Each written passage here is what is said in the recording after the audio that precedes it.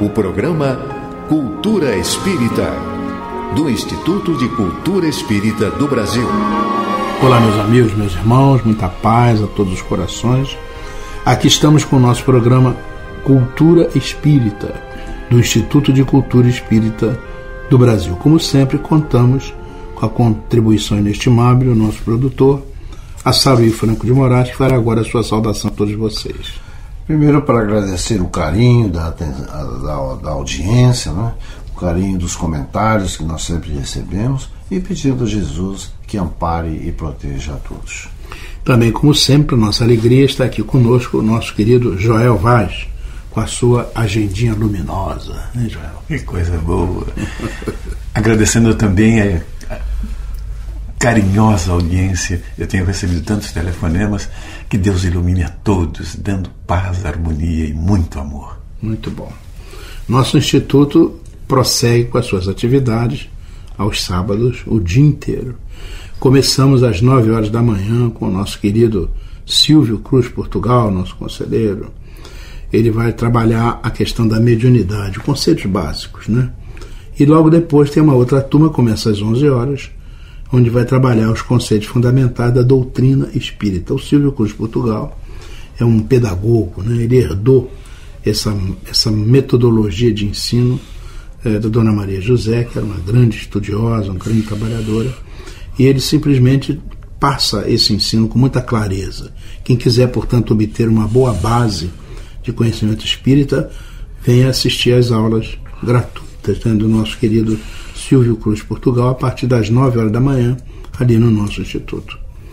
Também, ainda na parte da manhã, começando às 10h30, mas indo até às 15:45 da tarde, estará lá o nosso companheiro Altamiro Rocha, é um esperantista, né? Então trabalhamos com o Esperanto Básico, 2 turmas, 1 e 2. O Esperanto Básico 1 ensina aqueles conceitos iniciais, fundamentais. O Esperanto Básico 2 já avança um pouco com alguma coisa mais de conversação, leitura de livros da doutrina espírita em Esperanto, né, que existem muitos. Esperanto é a língua da nova era, é a língua da era da regeneração, e nós acreditamos muito nisso, né, naquele tripé Evangelho, Espiritismo e Esperanto. Acreditamos muito nisso. O Dr. Zamenhof, uma criatura fantástica, um espírito luminoso, né, um benfeitor da humanidade, que criou essa linguagem simples, fácil, e a gente aprende com muita facilidade. Então o nosso Altamiro está lá oferecendo esses conhecimentos para todos os nossos irmãos. E ainda nós vamos ter, já que estamos indo para o 4º sábado, né, nós vamos ter a Dona Maria Amélia Braguiroli Serrano, que é a nossa vice-presidente. Ela vai continua apresentando o estudo da obra Libertação, das 13h30 às 14h45, com a obra de André Luiz, Libertação, um livro maravilhoso, tem profundos conhecimentos, e a Maria Amélia vem se dedicando, né, mergulhando nesses conceitos. Maria Amélia é uma engenheira nuclear, né? Então ela faz uma leitura muito interessante, ao mesmo tempo científica e evangélica, da literatura do André Luiz. Vale a pena ler. E finalmente, às 3 horas da tarde, vamos ter o nosso querido companheiro Neandertal Alves, que retorna como instrutor do nosso instituto, onde há mais de 30 anos ele milita no instituto, né? Mas agora retorna depois de algum tempo e vai assumir a cadeira de religião espírita. A plenitude vai ser apresentada, a arte de servir e o despertar do senso moral. É o que ele vai apresentar neste sábado, das 3 às 4h15 da tarde. Depois há um pequeno intervalo, 15 minutos, cafezinho, etc. E depois as pessoas retornam de 4h30 até as 5 horas da tarde para a discussão, o debate, o acréscimo, a discordância. Todas essas coisas são muito válidas no trabalho do nosso instituto, que é uma tribuna aberta. Não só as pessoas que estão ali assistindo fisicamente, mas as que estão assistindo virtualmente, porque pelas ondas da nossa TV e SEB, né, que pode ser acessada com o nosso portal www.portaleseb.org.br, ou ainda dentro da TV SEI, o canal 13 da TV SEI é o canal onde está pela web, né, você pode assistir toda a programação do nosso Instituto. E as pessoas assistem as palestras ao vivo, na hora, e a gente do mundo inteiro, da Austrália, do Canadá, dos Estados Unidos, da Bélgica, essas pessoas inclusive interagem, mandando SMS, mensagens que a gente vai detetando ali na hora, e muitas dessas questões são respondidas ao vivo e na hora. É uma coisa maravilhosa, e que nós possamos desfrutar dessa tecnologia, né? Graças ao esforço do nosso Marcelo Shoa, da Regina Mercadante, do Celso e dos demais companheiros que formam essa equipe maravilhosa e que colocaram o ICEB assim na rede, né, para a terra inteira. Ficamos muito felizes e agradecidos por isso. Mas não percam a aula do nosso Neandertal, que certamente é um estudioso, é um pesquisador, fala muito bem, né? Inclusive é um dos apresentadores aqui da nossa programação, e nós ficamos muito felizes que ele possa retornar para trabalhar o despertar do senso moral, imperdível. Vamos então agora ouvir o nosso Joel com as suas agendinhas do bem. A jornada do Divaldo está pipocando, a comunidade espírita está em festa. Desde domingo passado, lá no Citibank Hall, e todos os dias a coisa acontece de uma beleza, de uma frequência fantástica. Mas ainda temos 5 dias de presença do Divaldo. E hoje, daqui a pouquinho, às 14 horas, na Casa de Espanha, vai haver o 20º Seminário Pró-Mansão do Caminho. O tema que ele vai abordar é Vivendo com Jesus, das 14 às 19 horas. Amanhã, quinta-feira, será o 5º dia da peregrinação do nosso querido missionário, que vai estar no Grupo Espírita André Luiz, a partir das 20 horas. Na sexta-feira, dia 23, na Concha Acústica da UERJ. É um lugar lindo, é imperdível, não deixem de ir. Às 20 horas. E no sábado, 24 de agosto, às 19 horas, lá no Leon Denis, 52 anos de trabalho profícuo a serviço do amor. E domingo, então, o encerramento dessa jornada espetacular, desde as 9 horas da manhã até o final da tarde, às 17 horas, com um encontro fraterno com todas as pessoas, a possibilidade de encontrar livros que você não encontra com facilidade, CDs, DVDs, e brindes, lembranças, enfim, um encontro fraterno amorosíssimo. E o Divaldo dando autógrafos, autografando seus livros e encerrando com a palestra sempre extraordinariamente comovente. Bom, nesta quarta-feira, o Grupo Espírita Augusto César Vanucci recebe lá no nosso teatro, no 3º piso do Shopping da Gávea, o nosso compadre José Carlos Leal. Que beleza. Beleza. Um dos expositores do Instituto. Também, não é? Muito bom, excelente. E ele vai abordar um tema oportuníssimo, a questão da reencarnação passo a passo. Sabe muito. Sabe muito, né? Ai, meu Deus do céu, é tão gostoso falar sobre isso. Dia 26, segunda-feira, às 19 horas, o superativo companheiro Alamar Regis estará apresentando palestra sobre mediunidade no Centro Espírita Manuel Nicodemos, em Natal, no Rio Grande do Norte. Ele não para. Alamar realmente é um trabalhador. É um trabalhador. Nos dias 24 e 25 de agosto, na cidade de São Paulo, será realizado o 9º encontro da Liga de Pesquisadores Espíritas. O tema escolhido pelos membros da Liga será Espiritismo e Ciência. Beleza.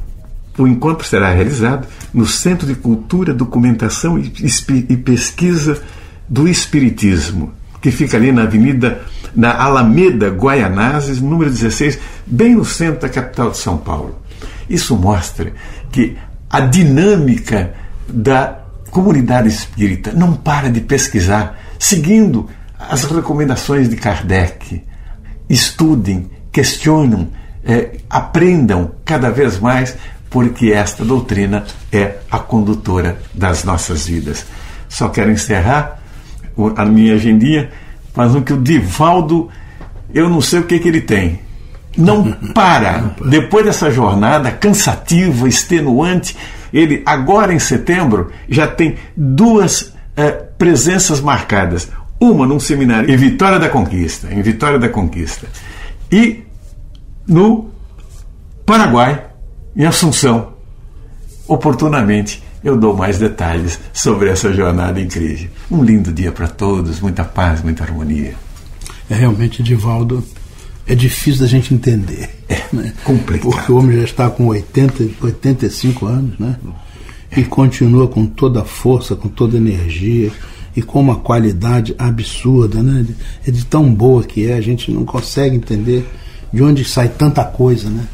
E coisas maravilhosas. Né? Aí eu vejo um paradoxo. É difícil e ao mesmo tempo fácil de entender, né? É difícil porque, naturalmente, pelas condições normais de temperatura e pressão, ele está num processo de exceção. Né? Mas, ao mesmo tempo, se nós nos lembrarmos de que ele tem um papel missionário, então há um revigoramento permanente. Só que ele cumpre isso muito bem. Ele se dedica de corpo e alma há tantos anos, né? É muito cansativo. Ele acabou de fazer uma viagem de 40 e tantos dias pela Europa. Está vindo para cá. Vai passar essa semana toda aqui falando, porque ele não fica à toa. Todo dia tem atividade. E ele não tem atividade só na hora da palestra. Ele é procurado por Deus, todo mundo, durante o dia inteiro. Tem que regular, porque ele é uma pessoa, né, que precisa descansar um pouco. Mas se não tomar cuidado, ele é tomado pelas pessoas o tempo todo. E no intervalo entre uma coisa e outra, tem a Mansão do Caminho. Tem a mansão. Os livros e a gestão daquele mundo que é imenso. Depois do Chico Xavier, quantos livros? Ninguém fez mais livro do que ele. Muito bem, meus irmãos. Vamos então fazer o nosso intervalo e daqui a pouco retornamos, se Deus quiser.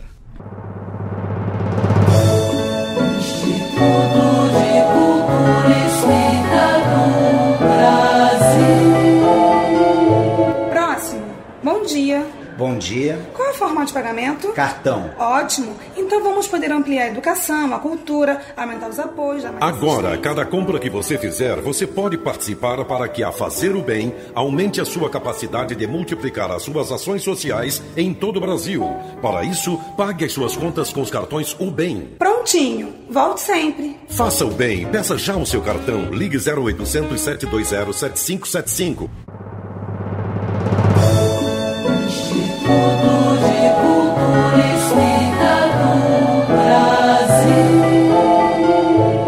Olá, meus amigos, meus irmãos, estamos retornando pelas ondas amigas da Rádio Rio de Janeiro, 1400 kHz, com o nosso programa Cultura Espírita, do Instituto de Cultura Espírita do Brasil. Vamos, agora nesse momento, responder as perguntas. E dessa vez foi o nosso irmão Ivano de Araújo, de Barra Mansa, aqui no Rio de Janeiro, e que pela internet nos mandou algumas questões muito interessantes. Assaru, isso é para você, hein, viu, Assaru? Como pode ser explicado o grande apego que muitas pessoas têm ao dinheiro, ao poder, à posse de bens? E diz ele: estou testemunhando um drama familiar por causa da herança de uma casa entre 4 irmãos e eles estão se odiando. Não é? Terrível. E o pior é que isso é muito mais comum do que se pensa. O sentido egoísta que o homem ainda tem dentro de si, né, faz com que muitas vezes ele, num caso como esse dessa casa aí, é capaz deles brigarem até se matarem uns aos outros por causa da... Não, esse quarto aqui fica para mim, aquele quarto fica para fulano, mas eu quero o meu quarto na frente, não quero o meu quarto atrás, e por aí vai, né? Aquilo que os espíritos respondem na questão 913 do Livro dos Espíritos, quando eles respondem a Kardec que o maior mal da humanidade ainda é o egoísmo, né? Muito bem, meu prezado Ivan. Os espíritos que orientaram Kardec na codificação, como eu disse agora diante da pergunta 913, né, dizem o seguinte: a pergunta é a seguinte: dentre os vícios, qual o que se pode considerar radical? E eles responderam, sem nenhuma dúvida, que era o egoísmo, e que dele derivava todo o mal. Se você observar bem, meu amigo, a vaidade, o amor próprio, a injúria, a maledicência, a volúpia do poder, da posse, tudo isso deriva do egoísmo. As pessoas acham que têm direito a bens, a fortunas, acham que não podem ser passadas para trás, como na gíria, né? Que fulano ou beltrano não pode ter mais direitos do que elas, e aí começam as disputas e ódios que muitas vezes são repetições de querelas de outras encarnações e que voltam exatamente quando deveriam ser esquecidas em nome do amor. Você pode ver a irracionalidade dessas brigas, que às vezes podem acabar em tragédias, quando a própria vida mostra que essas coisas são todas efêmeras. Ninguém tem posses que o acompanhem além do desligamento da carne. A matéria acaba, mas o espírito segue pelos caminhos da imortalidade. E suas ações, essas sim, o acompanham nas avaliações sobre as escolhas que ele fez. O apego aos bens materiais é um sinal de que o homem ainda é um aprendiz carente de espiritualidade, que valoriza o transitório e tem muita dificuldade de entender o eterno. Meu amigo, a jornada do aprendizado é longa, mas não para. Ela vai mostrando o caminho das escolhas humanas, afastando o homem cada vez mais dos tesouros que as traças e a ferrugem corroem, e o aproximando dos tesouros do céu. Então, a explicação ao apego, né, como você fez na pergunta, só tem uma resposta, que aliás foi dada pelos espíritos para Kardec: o egoísmo. Enquanto ele não for debelado, vencido, enquanto ele não for tratado, ele vai continuar justificando tanta animosidade, tanta raiva, tanto ódio, tanta insensatez e tanto tempo perdido. Aliás, a pergunta foi muito interessante, diz que é o vício radical, né? Quer dizer, é de raiz. Na verdade, está enraizado em nós, egoísmo, há muitas e muitas encarnações. Olha, o desapego é um desafio terrível para as pessoas. Elas se agarram nessa linha. Emmanuel mesmo nos ensina que o desapego, as coisas do coração, e portanto lidar com valores, com dinheiro, com essas coisas, é um dos mais difíceis desafios que a pessoa tem. É isso mesmo. E eu acho que o companheiro continua na outra pergunta, de certa maneira, querendo saber um pouco mais sobre isso. Diz o nosso irmão Ivan: quando Jesus falou nos pobres de espírito, estava excluindo os ricos do reino de Deus? Olha, meu amigo, bom, partamos do princípio de que Deus não exclui ninguém do seu reino. Se assim podemos chamar a seara do Pai. A pobreza a que o mestre se refere, devido às mais desencontradas traduções do hebraico, não é a pobreza no sentido que o homem comumente a entende. Os pobres em espírito seria melhor entendido, e diz respeito exatamente àqueles que se desprenderam dos valores materiais e se apresentam com o espírito destituído de tudo aquilo que os impedia de conhecerem a verdadeira felicidade. Note, meu amigo, que essa conquista não exclui o status financeiro da pessoa. A bondade, a prática do amor, o despojamento, a generosidade podem acontecer com aquele que se envolva com o bem, e esse será candidato ao reino de Deus, independente de ter sido rico ou pobre. Eu posso aqui rapidamente citar para você um exemplo.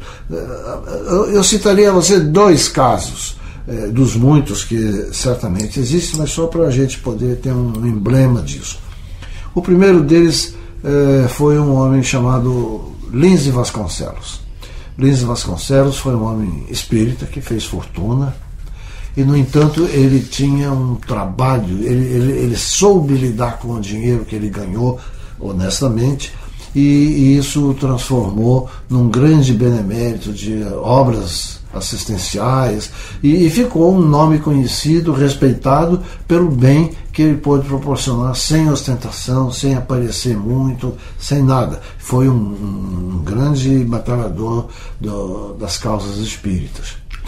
O outro nome que eu queria lembrar rapidamente para você, meu amigo, é o do Frederico Figner, Fred Figner, que ele foi um dos mais próximos comerciantes do Rio de Janeiro, dono da Casa Edison, que viveu no início do século aqui no Rio de Janeiro, do século passado, né, do século XX, e foi também um grande batalhador do espiritismo, fez muita coisa boa, era também aquele que no caso dele era o bolso esquerdo não sabia o que fazia o direito, entendeu?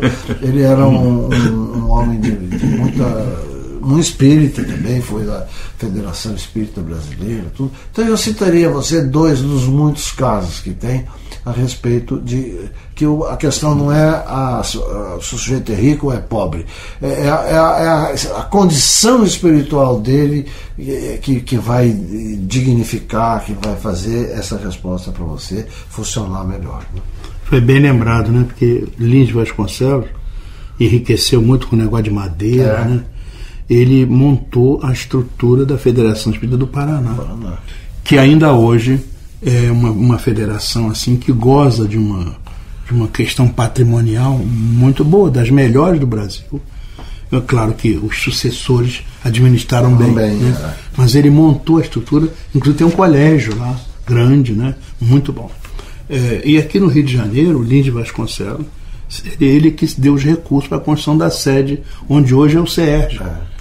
Se não fosse ele, não tinha sede, foi ele que deu a sede, tá?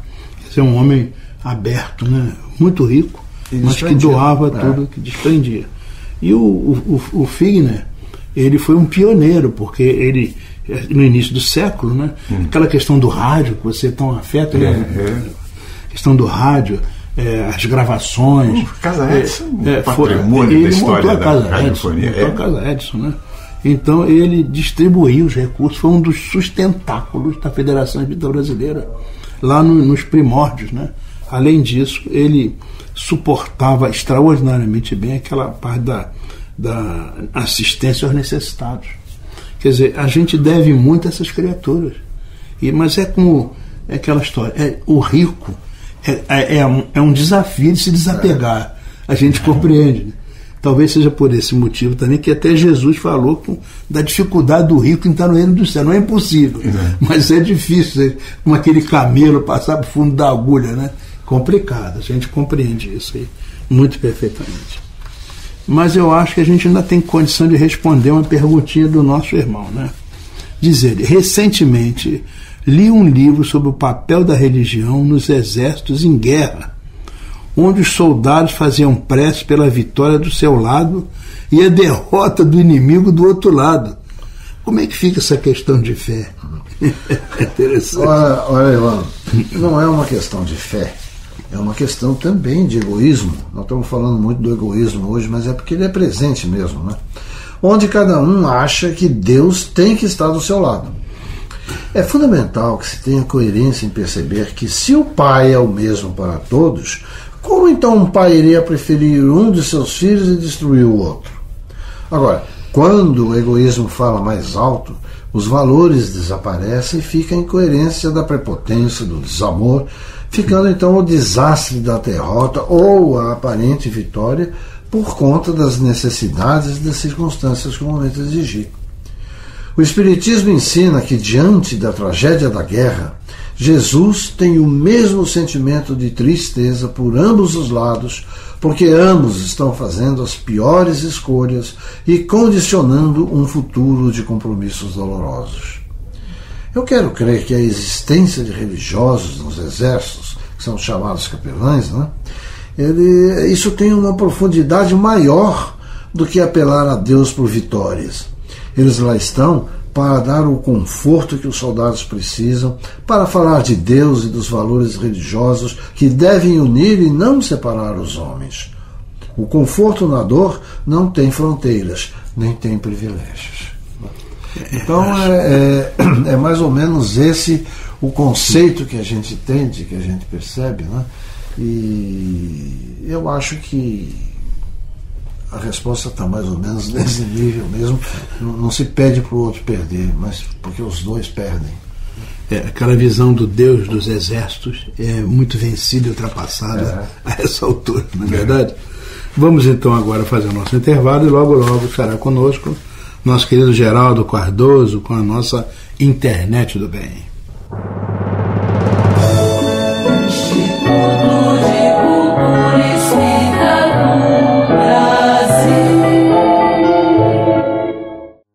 Meus amigos, a Internet do Bem selecionou para hoje uma mensagem que enfatiza a onipresença de Deus e a infinita misericórdia do Pai Celestial, que tudo sabe e a tudo provê, razão pela qual se pode afirmar que nem um fio de cabelo cai de nossas cabeças sem que seja da vontade suprema de Deus.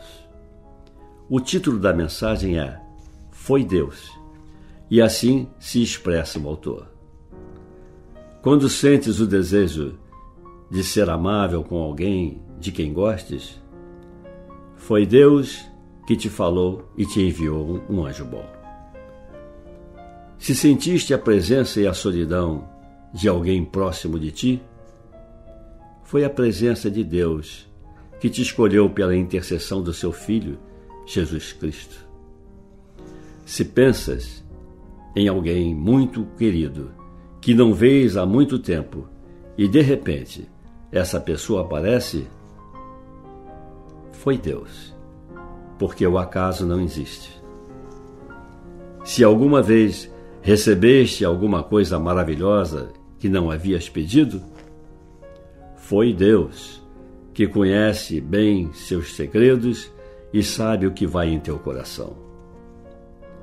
Se alguma vez te encontraste em uma situação difícil, sem teres ideia de como resolvê-la, e subitamente a solução aparece, foi Deus, que incessantemente toma nossos problemas em suas mãos e nos ajuda a resolvê-los. Se te aconteceu de sentir uma imensa tristeza na alma e rapidamente, como um impulso, o amor se expande em ti e uma paz inexplicável invade todo o teu ser, foi Deus que te aconchegou em seus braços e te deu a esperança. Se aconteceu de estares cansado da vida, a ponto de quereres morrer, e rapidamente sentiste que tens força suficiente para continuar teu caminho com nova energia, foi Deus que está sempre junto a ti e te acompanha com amor nos caminhos da vida. Tudo vai melhor? É Deus que te guia. Acreditas que esta mensagem te foi enviada por acaso? Não. Foi Deus que tocou o meu coração, fazendo-me pensar que esta mensagem seria oportuna e útil, porque exatamente neste horário alguém ligaria o rádio, a ouviria e, ao ouvi-la, encontraria as palavras de conforto de que estava precisando. Tu és meu irmão ou minha irmã e és importante para Deus e para mim. Deixa que Deus toque o teu coração e te faça enviar esta mensagem a todos os teus amigos, a todos os que tu consideres estar precisando dessa ajuda. Porque todos necessitamos saber que Deus está sempre conosco. Por maior que seja o problema, por mais cruel que seja o sofrimento, por mais triste que seja a desilusão, tenhamos fé em Deus. Neste mundo de tantos contrastes, tantas decepções, injustiças, usurpações, quando perdemos a confiança nas promessas dos homens e, às vezes, o desânimo bate à nossa porta, é o imenso amor de Deus que nos conforta. Vamos repartir com todos o imenso amor de Deus. e jamais esquecer de dar sempre graças a Deus. Meus amigos, aqui nos despedimos, agradecendo a sua gentil audiência e fazendo os votos de que o amor infinito de Deus nos inspire sempre para o bem. Assim, meus amigos, meus irmãos, chegamos ao final do nosso programa, muito agradecidos pela sua atenção e desejando uma semana de muita saúde, muita alegria, felicidade, muita paz. Nossa Saruí, por favor, para as suas despedidas. Também para agradecer a audiência, o carinho, a atenção e desejar a todos muita paz nessa semana que se inicia. Então, até a próxima semana, neste horário, se Deus quiser. Pela Rádio Rio de Janeiro, o Instituto de Cultura Espírita do Brasil apresentou Cultura Espírita.